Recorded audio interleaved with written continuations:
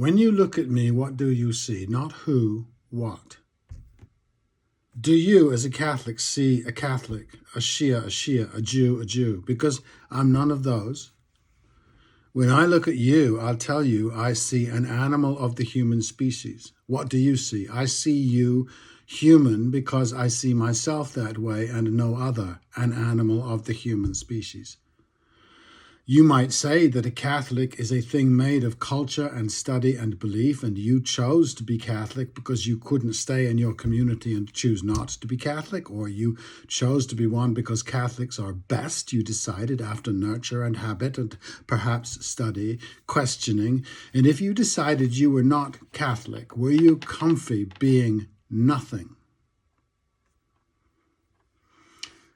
I worked within a community a couple of years ago, and it got around I was an atheist. I was treated as odd and oddly respected. No doubt daughters would be kept away, though what is that? As strange, I'm not an atheist, but I am not a Christian either, nor a Shia, nor a Jew.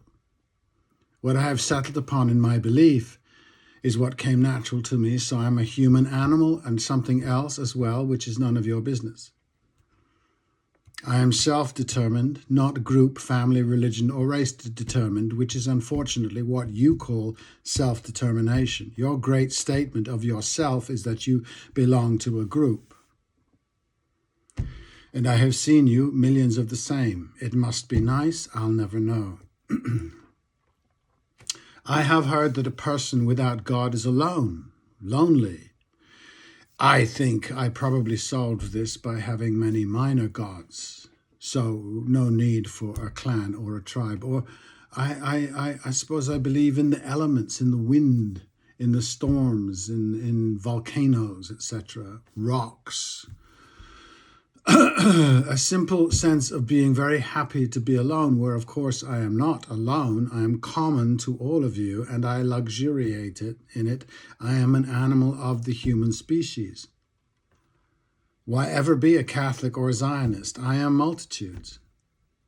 But if solitude is a fear, I cannot disagree. Belonging is a hell of a pull and has a hell of a cost. Truly, if you have no alternative, no license to go it alone, you will not do it. The groups make it so hard to leave, to live apart, to find your friendships in a sense in your many selves. The question is not who you are, it is what part of you is in charge today. Sounds crazy? Yes, to you. If you ain't the same you as yesterday, you are unreliable to your tribe. The heated discussion about Zionism should include, as its fellow ethic, white nationalism, Hindu nationalism. When you blithely say all Jews want is what the English have or what Botswana has, those countries don't have that. Thank the many gods. In the latest racist riots in London, someone chanted, "This is a Christian nation," but it's not. Truth be told, it is a Pictish Scotii nation, and the Scotty Picts might be waiting for the Angles and Saxons to get back into their small boats and go back to where they came from in the east, across the North Sea. They're not, though, are they? Most have converted to Christianity, who claim a universal God of us all. So, no one is a foreigner. A scholar claimed today that studying outside the Torah is the thing to do. Here you will find deep and humanist passages. I find them here too, writ inside my mind and in my animal human instincts. There is, on the evidence, no tribal ownership of these ideas. If you belong to a tribe that came up with the same ideas, good for you. But it might be a shock to admit these notions were not original, that the pride you take in them as of your people alone is misplaced. If your God says to you, these are true of all men and women, part of all of us, if his priest says, as Friar Bartolomeo said to Columbus, quote, "These Arawaks are just as holy as we are. Their gods lead them to lives of no more sin than we. Let's leave them be." What is he really saying? You don't need me, says God, specifically.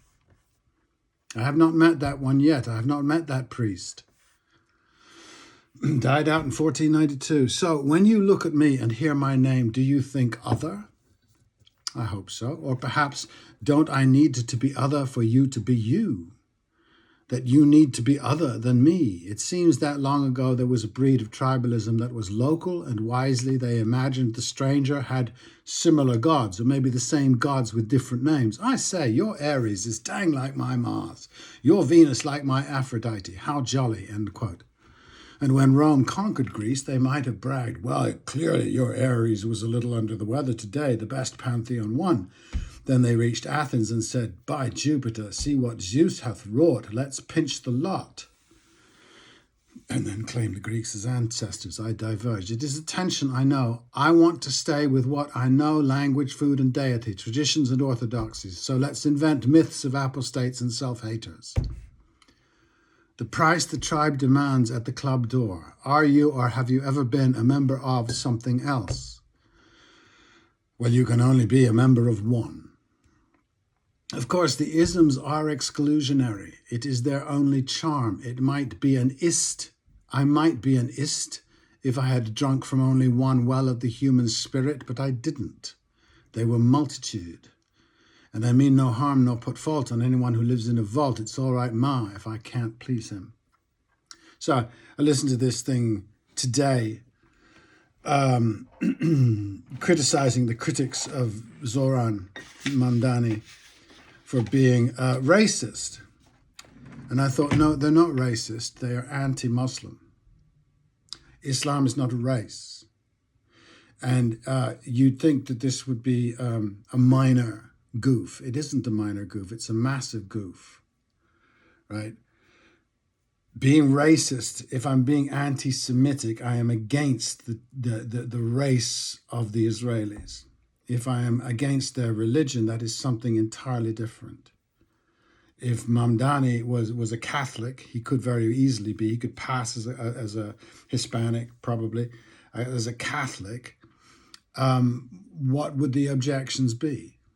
That he might be a Catholic who is still pro the Palestinians, for the Palestinians, against Zionism. What would the argument be then? It's not racism. And I was just listening to this, a socialist in England. I think he started in South Africa, a very significant chap, and he was talking about, that you need to have people, the groups represented. So he lives in Camden Town, and he says there's a Camden Town group that he belongs to, and he wants that group to be represented. And I understand all that, but why? If you have a plumber or an electrician who shows up at a government meeting, does he have to show up as a representative of plumbers or electricians? He's representing himself, his own thoughts. This grouping thing that we do, I suppose it's just fine, but it's clearly toxic. In any version that you want. There's I'm a liberal, I belong to this group. And you're a conservative, you belong to that group. Well, we both go to the toilet the same way. We both put on our pants the same way. We both need food and drink. We both need love. We all those other commonalities that bind us. Now, I am not joining the club that is despairing of identity politics. Look at me. The what that you see that I am is a white man. I've not had to worry about identity for thousands of years. So if there are other people, minorities I would call them, people not like me, living in the country that I live in at the moment, or the country that I was born in, they are minorities. And in order for them to struggle back from the place that I have placed them, my group has placed them, they might want to do that through identity. That's fine. But ultimately, we are, I am I. That's what I meant about, this thing of self-determination. It is not self-determination. That is group determination. And see where that leads us.